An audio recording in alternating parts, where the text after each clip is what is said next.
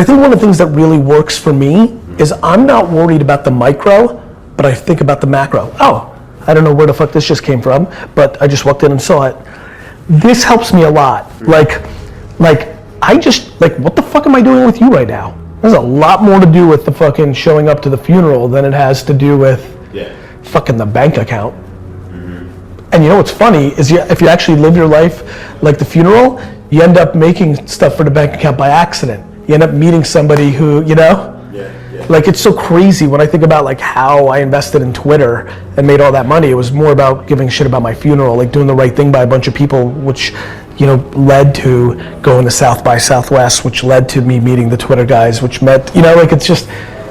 Yeah, like following your passion, following your list. Yeah, I mean, you just gotta really think about like how, like, I'll tell you, like, even in 4 seconds, maybe some of the context Robert gave me, maybe I'm making some assumptions, but when you're thoughtful, like, I think one of the things that people struggle with is actually being very real with themselves. What do you mean? The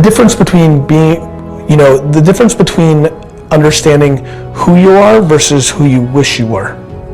And I think that's something that I'm always very fascinated by when I have a meeting like this. Like, what kind of read do you have on yourself? And how, I think I would struggle a lot if I didn't really genuinely know who I was. And then once you know who you are, you get more comfortable with what you're up to.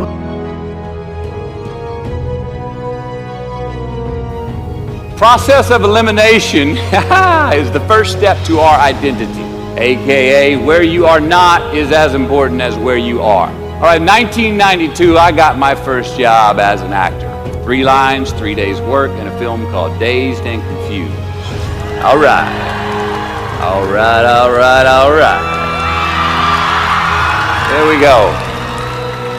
So this director of that film, Richard Linklater, he kept inviting me back to set each night, putting me in more scenes, which led to more lines, all of which I happily said yes to. I mean, I'm having a blast. People are telling me I'm good at what I'm doing, and they're writing me a check for $325 a day. I mean, hell yeah, give me more scenes. I love what I'm doing. Well, by the end of the shoot, by the end of the film, those 3 lines had turned into over 3 weeks' work, and it was mine. It was Wooderson's 1970 Chevelle that we went to go get Aerosmith tickets in, man. Yeah, it was badass.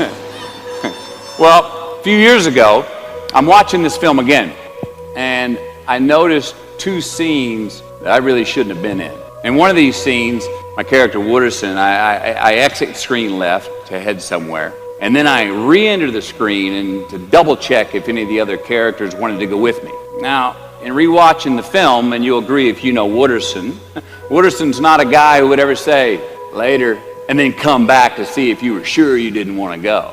Now, when Wooderson leaves, Wooderson is gone. He does not stutter, step, flinch, rewind, ask twice, or solicit. You know what I'm talking about. Wooderson has better things to do, like liking those high school girls, man, because I get older and they stay the same age. My point is, I should not have been in that scene. Shouldn't have come back.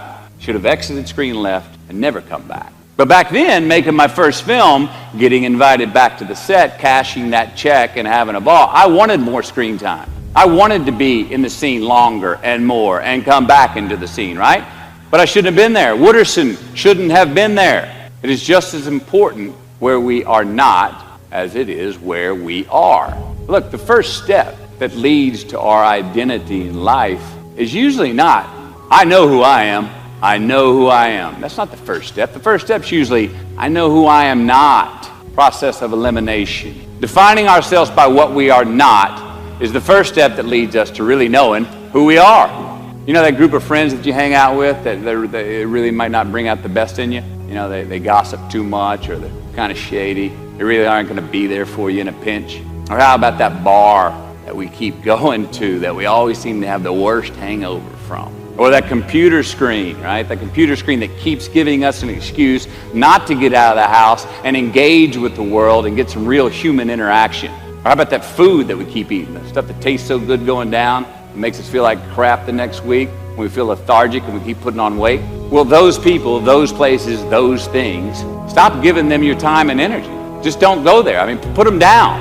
And when you do this, when you do put them down, when you quit going there, and you quit giving them your time, you inadvertently find yourself spending more time and in more places that are healthy for you, that bring you more joy. Why? Because you just eliminated the who's, the where's, the what's, and the when's that were keeping you from your identity.